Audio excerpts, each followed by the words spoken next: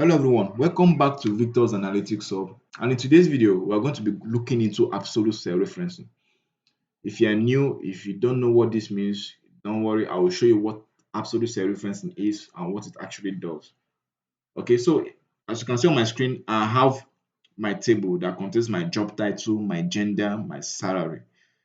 And what I want to do is for each of these job titles, I want to increase their salaries by 5%.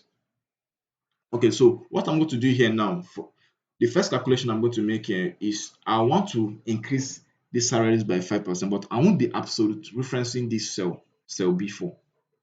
Okay, so 70k multiplied by, and now watch what happens when I drag the formula down. Okay, as you can see, for the rest of these rows, no value was returned to me. Why? If I just go into this calculation now, you can see that the formula moved. The formula moved. Okay, so let me clear this calculation again.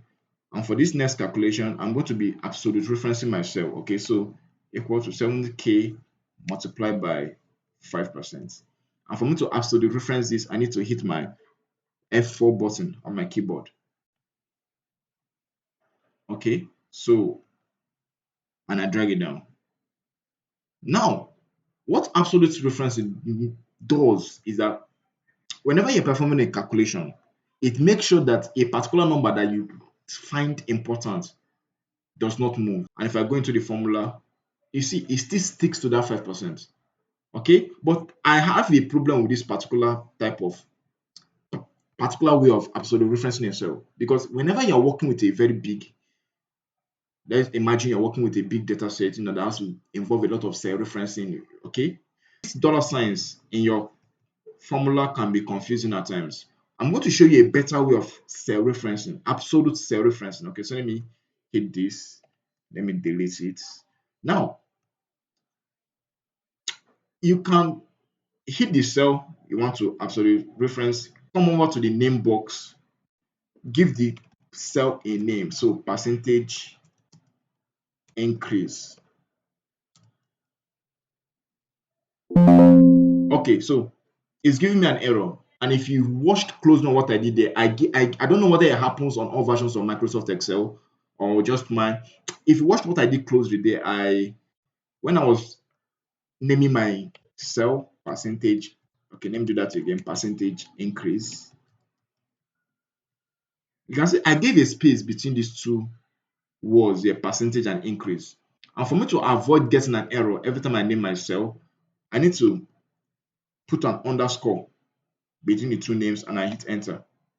Now let me go back and write my formula.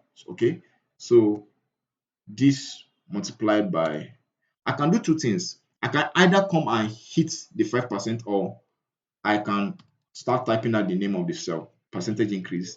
And by doing so, I don't need to input any characters for this to stick to the 5%.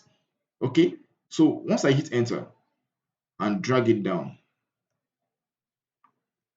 and drag it down, and if I then go to the cell and hit the formula, it sticks to that same cell. So there's no need, this particular style, there's no need of inputting any special characters into your calculation. It just, and it is easily read by others. Okay, so that's it guys on absolute cell referencing. I hope you like this video. If you like it, be sure to like and subscribe.